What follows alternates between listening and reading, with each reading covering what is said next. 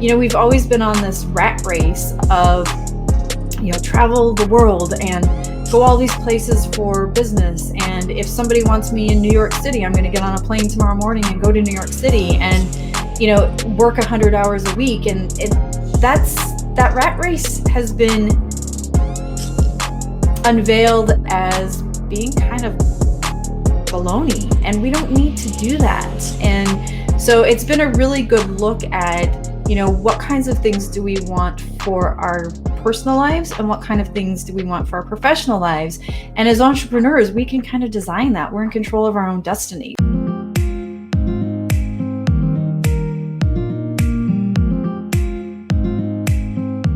I'm a communicator by trade. I grew up in a big PR firm world. I worked for Fleishman Hillard for many years, and then I moved to an ad agency to build their PR department.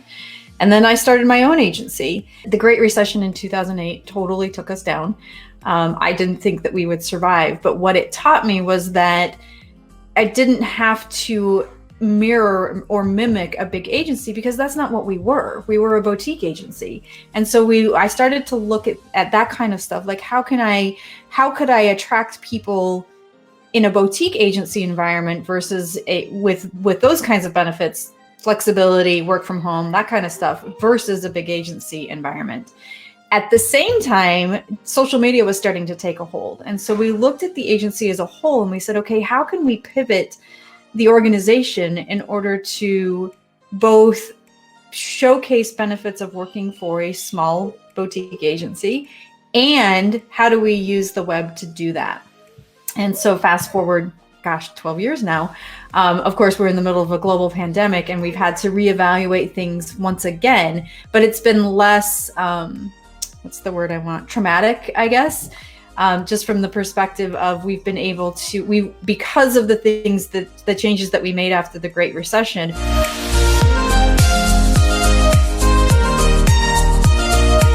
It's been tough for sure.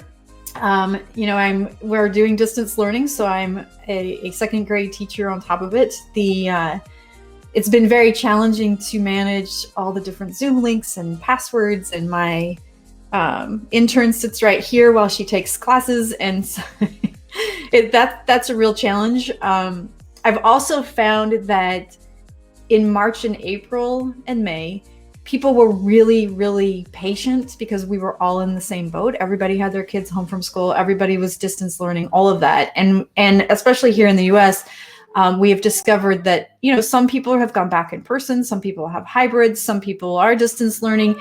There's this big mix. People, I think, are losing a little bit of patience.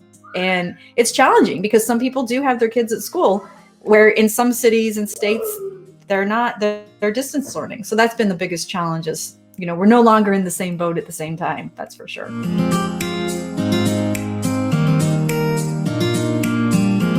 The challenges are interesting. In March and April, we had all of our clients put us on hold. And because we had created products and packaging from our intellectual property, so online courses and some one-on-one coaching and things like that, it allowed us to survive that, I'd say 5-ish months.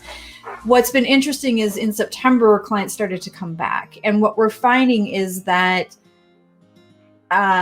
even though everybody paused business, everybody did it. And so we were all in the same boat, and there's still marketing dollars to be spent before the end of the year. And so now we're seeing a hurry up and get this done kind of thing, where we're trying to do 9 months worth of work in 3.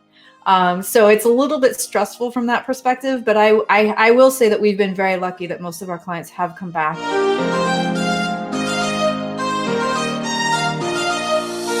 And I know this is trite because everybody says it, but you have to take care of yourself first. And one of the things that I discovered for myself was that, not only was I a business owner during all this and a mom and a wife, but now I was a teacher and a house cleaner and a chef and like grocery shopper, like all of those things. And I started to add all this stuff onto my plate, and it was too much. And I discovered that I was not sleeping. I wasn't exercising like I typically do, or not at the same level for sure.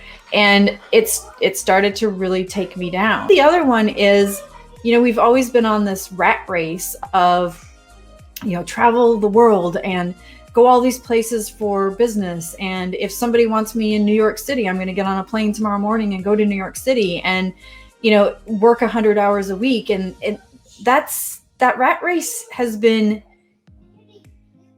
unveiled as being kind of baloney, and we don't need to do that. And so it's been a really good look at, what kinds of things do we want for our personal lives and what kind of things do we want for our professional lives.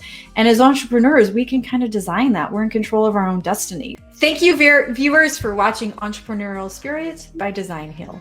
The best place to find me is on spinsucks.com, spinsucks.com. All of our social handles and everything are there, so it's really easy to find us.